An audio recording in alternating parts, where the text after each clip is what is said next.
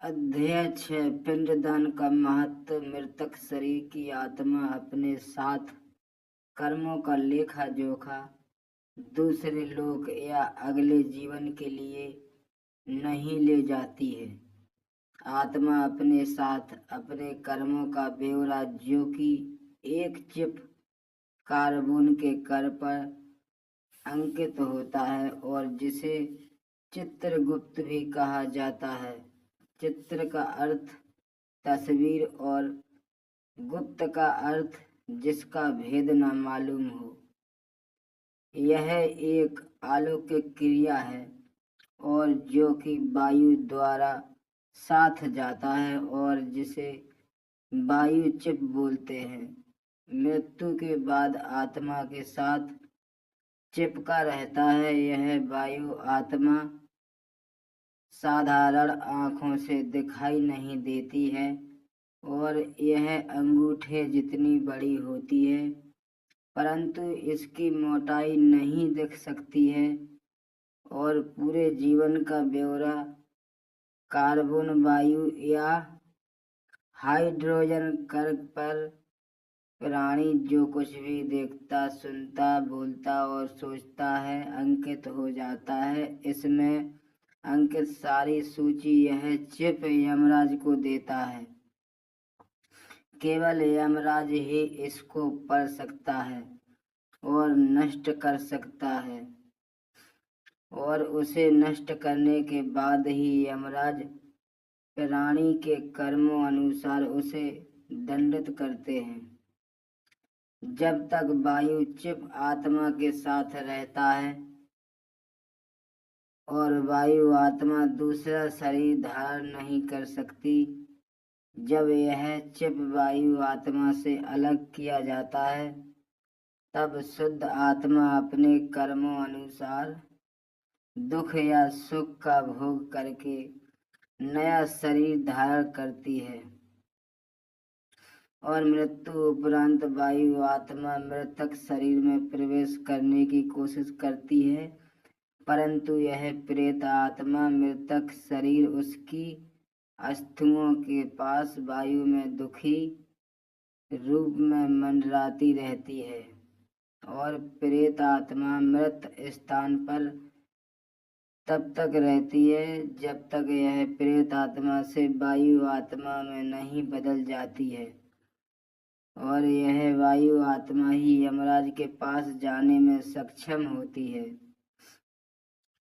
और इस प्रेत आत्मा को वायु आत्मा में परिवर्तन करने के लिए पिंड दान की आवश्यकता होती है, और पिंड दान पुत्र, रिश्तेदार या किसी और द्वारा भी संपन्न कराया जा सकता है, और यह 10 दिन की रस्म है।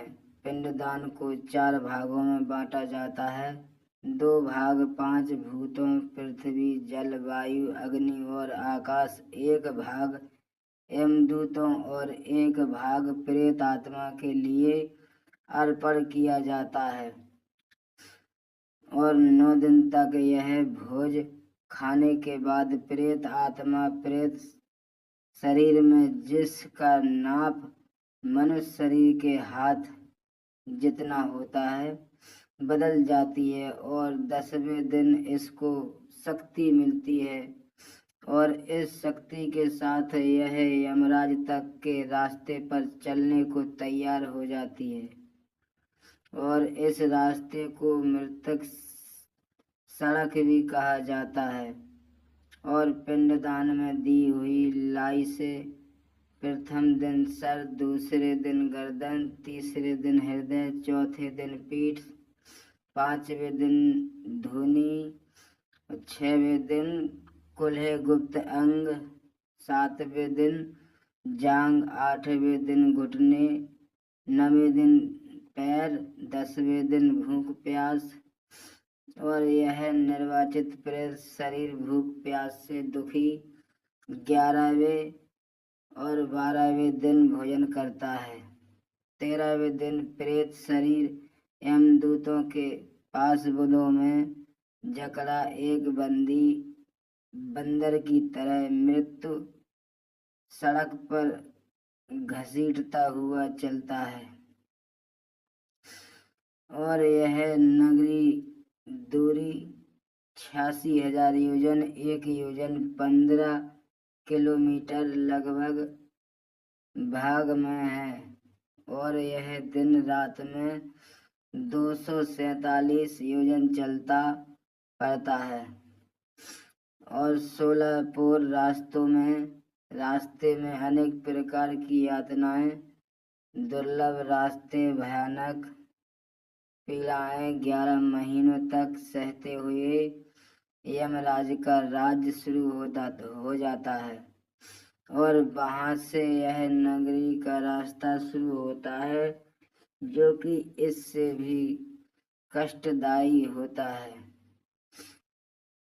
कई विद्वानों का मत है कि यह प्रेत आत्मा वायु की सहायता से चलती है और हम यह समझ सकते हैं कि जो वायु प्रेत आत्मा को लेकर चलती है उसे कई प्रकार के वातावरण जैसे बदबू, नदी, पहाड़, ठंड, गर्मी, जानवर आदि के पास से निकलना पड़ता है।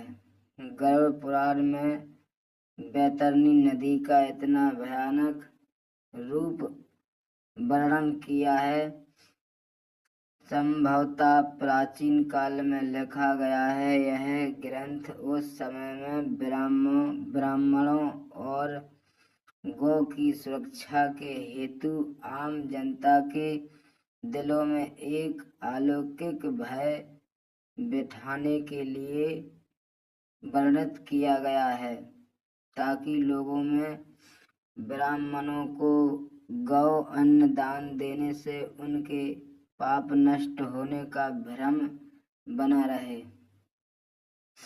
आप इस दार्शनिक विचार को कैसे लेते हैं, आप पर निर्भर करता है। मृतक शरीर छोड़ने के 17 दिन बाद 18वें दिन प्रेत शरीर पहली नगरी में विश्राम के लिए रुकता है और पुत्र द्वारा दिया हुआ भोजन ग्रहण करता है। इस तरह सब नगरियों को पार करता हुआ एक वर्ष के अंत में बाहुभेतपुर नगरी पहुंचकर प्रेत शरीर अपने शरीर को छोड़कर अंगूठे के नाप का शरीर धारण कर लेता है और प्रेत आत्मा अपने कर्मों का भोगने यमदूतों के साथ पास बंधों में जकड़ा हवा में चल पड़ता है और यमराज की नगरी में 4 द्वार बने हुए हैं। इनमें से पापकर्मी दक्षिण द्वार से यमराज की राजधानी की ओर प्रस्थान करते हैं। धन्यवाद।